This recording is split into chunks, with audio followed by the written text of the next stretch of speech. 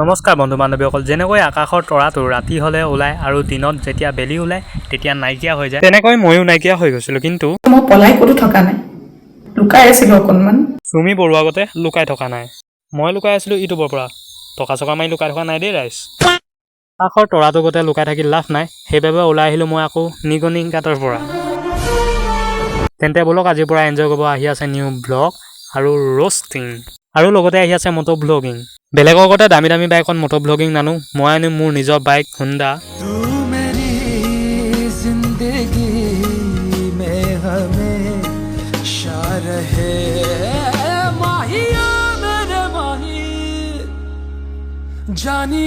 আৰু যিহেতু কাইলৈকে বিশ্বকৰ্মা পূজা, বাইকখন অলপ সজাব লাগিব, কিবা কৰিব লাগে। যদি কাইলৈকে পাওঁ কাইলৈকে ওলাই যাম, নহ'লে পৰহিলৈ ওলাই গৈ হ'লেও মটো ব্লগিং আহি আছে। ক'ত যাওঁ কি কৰোঁ চব দেখুৱাম। তো চেনেলটো ছাবস্ক্ৰাইব কৰি লোৱা আৰু লগতে লাইক এটা কৰি দিবা। তো বাই বাই, আকৌ লগ পাম পুনৰ মটো ব্লগিঙত।